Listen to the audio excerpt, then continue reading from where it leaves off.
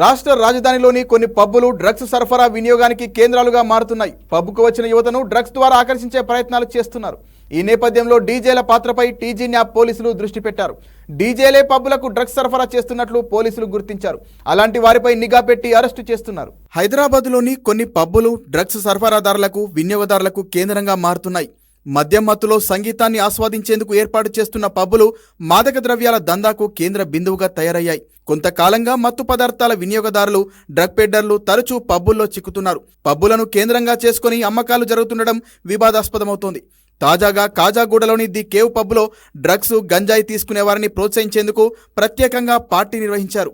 ఇందులో పాల్గొన్న వారిలో డ్రగ్స్ వాడిన 24 మంది చిక్కడం గమనార్హం. 20 రోజుల క్రితం మాదాపూర్లోని పబ్బులో ఓ డీజే మాదక ద్రవ్యాలు తీసుకుని పోలీసులకు దొరికిపోయాడు. గత 3 వారాల్లో నమోదైన 2 డ్రగ్స్ కేసులు కూడా పబ్స్ కేంద్రంగా ఉండటం ఈ పరిస్థితిని తెలుపుతోంది.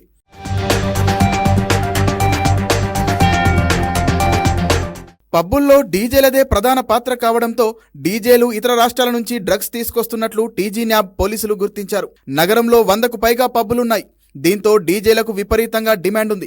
వేర్వేరు రాష్ట్రాల్లో పనిచేసే డీజేలకు పబ్బుల యజమానులతో పాటు దేశవ్యాప్తంగా ఈవెంట్ ఆర్గనైజర్లతో, డ్రగ్స్ సరఫరా ముఠాలతో, నైజీరియన్లతో సంబంధాలు నిలుపుతున్నారు.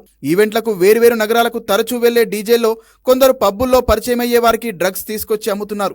గత జూన్ 16న మాదాపూర్లోని ఓ పబ్బులో డ్రగ్స్ పరీక్షలు నిర్వహించగా 3 డీజేలు పట్టుబడ్డారు. జూబ్లీ హిల్స్, బంజారా హిల్స్ లోని 5 పబ్బుల్లో డీజేలుగా పనిచేస్తున్న 2 బెంగళూరు నుంచి డ్రగ్స్ తీసుకొచ్చి అమ్ముతున్నట్లు టీజీ న్యాప్ పోలీసులు గుర్తించారు. పబ్బుల నిర్వాహకులు, యజమానులు అడ్డగోలుగా నిబంధనలు ఉల్లంఘిస్తున్నారు. మామూళ్లకు అలవాటు పడ్డ కొందరు పోలీసుల నిర్లక్ష్యంతోనే వారి ఆగడాలకు అరికట్టడం లేదంటూ విమర్శలొస్తున్నాయి.